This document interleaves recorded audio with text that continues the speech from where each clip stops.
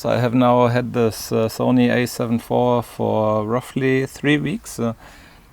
I bought it because I wanted to have a camera with which I could record both my videos and also take photos with it. I mean, I'm mainly a landscape photographer, and now that I'm starting with YouTube, I wanted to have something a little bit more versatile. In the past I had a Nikon D800, which was great for photography, but when I tried to take videos with it, I ran into some troubles like no image stabilization and things like that. For me, the Nikon D800 really was mainly for landscape photography, but maybe not so good for video. So I bought this camera a while ago, 3 weeks ago. I still call it first impressions because it's very early days and I'm not a technical person, which means that the kind of things that I'm struggling with, maybe other people will have the same kind of issues. So let's have a look at the camera.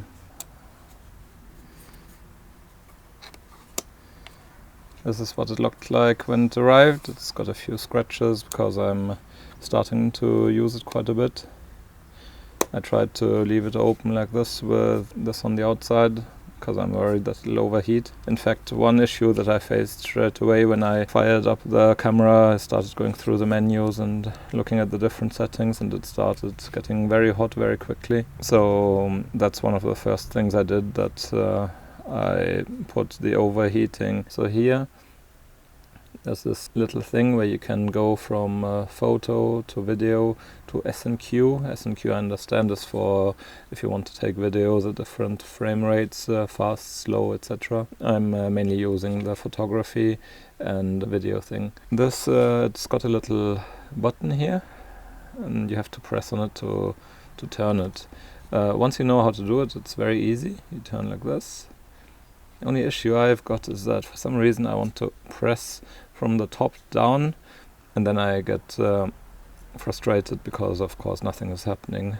But I just have to remind myself to press on it easily from the front to the back and turn it around. Then it's no problem at all. Here we've got the style where you can go to the different shooting modes. I was taking some photos in aperture priority, so it's on A. We've got P, auto, S, shutter priority, full manual, and then 1, 2, 3, so that you can save some settings, some shooting settings. On, off button here.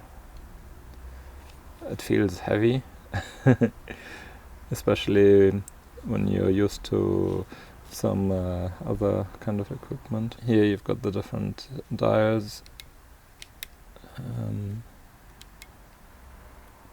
If you press on this one, it's locked. It doesn't turn anymore. It's quite useful. I have to admit I'm not quite familiar yet with all the different buttons, but coming from Nikon in the past, some of it looks quite familiar. Yeah, seems quite intuitive. The menu button is here. C1. You can go into the menu then and change it. I've done that for video to have quick access to different settings. I've already got a lens on here. I talk about that in a different video. Here at the front you've got another one of these dials. So it's this is really quite good. See, here with one finger you can change it, and then with your thumb you can move around here. It's especially nice when you're in full manual mode and you want to adjust your aperture and your and the shutter speed. Then you can just go around like this. So this feels quite good. It feels natural. Then here the erase button here, the menu button up here. Or sometimes the menu button on other cameras is somewhere else, but it feels quite good to have it here on the left so that both hands get to do something. Then here in the middle you've got the central joystick, or whatever you would call that.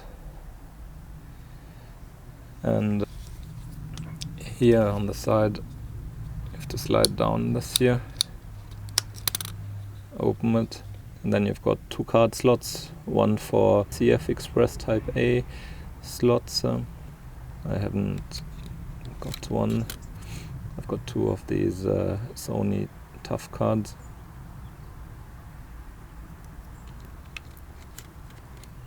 Feels nice and clicky. Yeah.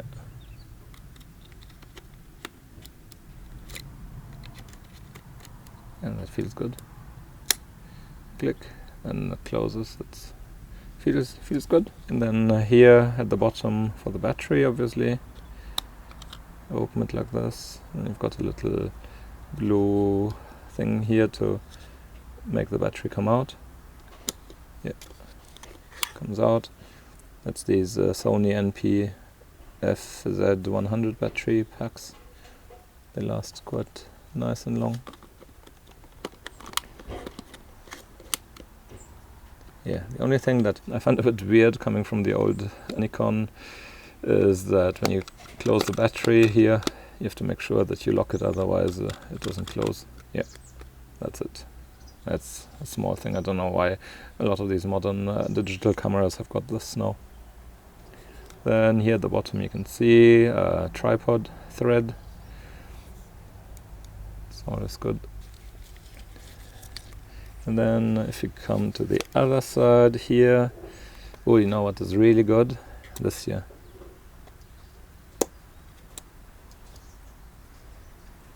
Yeah, feels quite stable. You can turn it around so you can review the image like this, which is good if you want to take pictures of flowers, for example, or take a video from low down. You can adjust this really well. And of course, when you are taking videos like for YouTube, like I'm doing right now, then this is quite nice that you can flip the screen all around so that you can see yourself. And one thing I've noticed is that I quite like to put on a shotgun microphone here at the top, and then the microphone I've got attaches with a microphone jack, a 3.5mm jack. And for this you've got this little trapdoor here at the top. You can put it in here, and this is great because I've seen other cameras, for example the new Nikon ZF. It looked to me like the microphone port would be right in the middle here, so this could cause problems when you're flipping the screen around, and then you've got, you know, to plug it in here. That would be quite awkward. So that's a small thing, but I really like the fact that Sony thought about this little detail. So you have your microphone on here, plug it in here. Doesn't interfere with the screen here. Yeah, so let's close it. What else do we have here for headphones? So yeah, what I just said, you would have the headphone interfering here, but usually what I do is that I set my microphone levels once, not necessarily while I'm recording. So I set my microphone levels. Once it's alright, I close it again. Then I use only this here. Turn it around, I'm good to go. Down here we have a USB-C access. I think it's called Sony Multiport. It's like this old USB access. I'm going to use this mainly for cable release, to put a cable release on my camera for when I need really to be very stable and precise. USB-C, I've been using that mainly to charge the battery, because the camera came without a battery charger but with a cable. So I just plug it in here, and then the cable goes directly into the wall socket. Yeah, maybe I should get myself a charger. It's a shame they don't come in anymore with the cameras. So yeah, from the front it's got a good grip, you know, like I've got relatively big hands, not the biggest ones, but I appreciate it when I can hold on to my cameras tightly. At the same time, it's not light, so Yeah, I will probably put it on a tripod quite a lot. I tend to get tendinitis if I leave it on here too often. It came with this camera strap, which you can either like or not like. I've put mine in here. It was quite easy, standard like most other cameras. To be honest, the camera strap gets a bit in the way for me when I'm doing videos and putting my camera on a tripod, but that's very subjective.